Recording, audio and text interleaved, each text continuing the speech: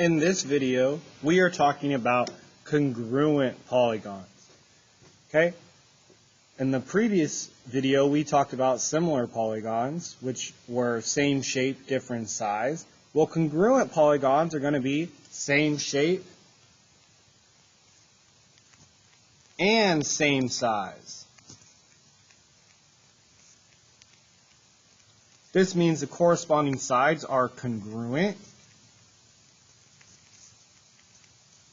and the corresponding angles are congruent. So both angles and sides are congruent.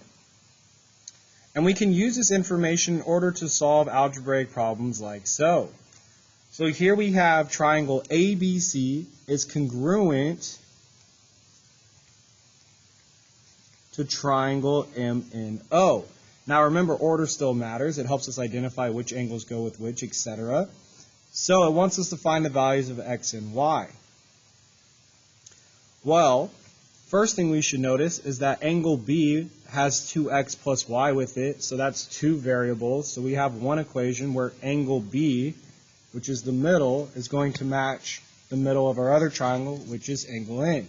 So we can have one equation that says 2x plus y is equal to 46, angle N. So we got to find that. So we have 45 and 46, which added together is 91. So if we do 180 minus 91 to find the missing side, we get 89. So angle N is 89. And here I'll show the 46 plus 45. Okay? So we get 89 is what angle N is. And since angle B is the same as angle N, it also equals 89. So this was angle N, and this is angle B, and this was angle N.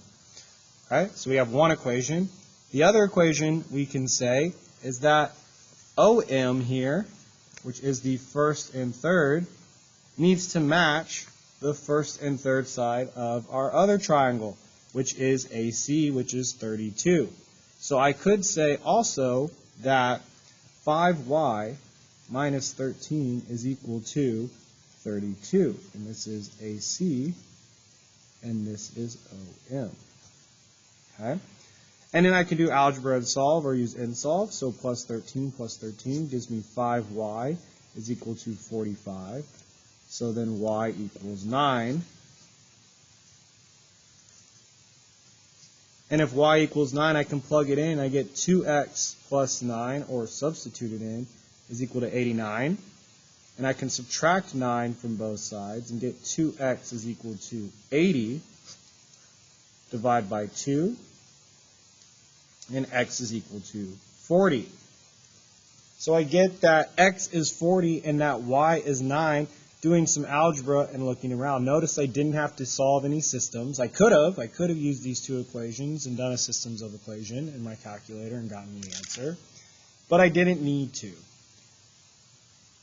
And that is how we use algebra with congruent polygons in order to solve things. In the next example, we have in the diagram, polygon JKLMN is congruent to polygon UVWXY. The perimeter of each polygon is 47. Which of the following statements are true? Well, if we look here, we need to see which statements are true. So it says KL is congruent to UV. Well, KL is the second and third, and VW is the second and third, so that is incorrect. Okay? Because U is the first letter, whereas K is not. Okay? We didn't say segment WX is congruent to segment JN. Well, let's see. Segment JN is the first and last, and once again, WX is not. So that is incorrect. We have XY. Segment XY is congruent to segment JK. Well, JK is the first two, and XY is the last two, which is incorrect.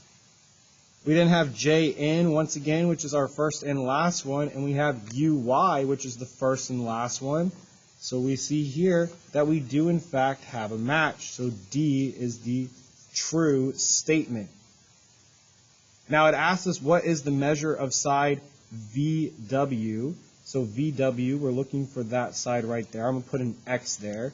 VW is the second and third, which means it needs to match the second and third of our JKLMN, which means KL. Well, I don't have anything here for KL, so I'm going to call it Y. Now, what did the problem tell me? It told me the perimeter is 47 meters. And if you recall, perimeter means that I add all sides. Well, if I'm adding all sides, then I can add all of these sides and my Y and subtract it from 47 to get the total.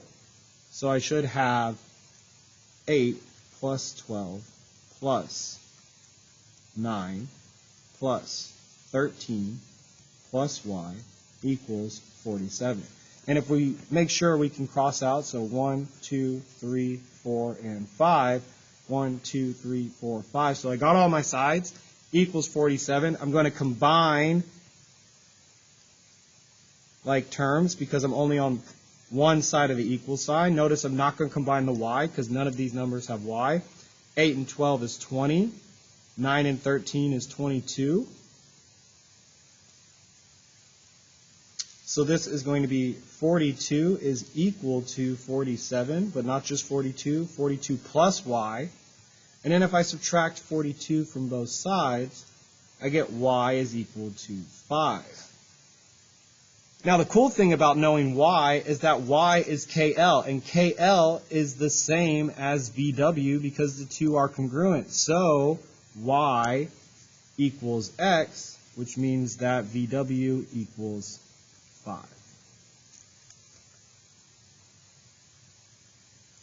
Now we're going to keep moving on. We have another example here. Oh, sorry, this is your practice. So that concludes this video over similar and congruent polygons. Now remember, with congruent polygons, it means that they are the same shape and same size, and therefore the sides and angles are all congruent, which means that we can use that in order to find all of the missing pieces.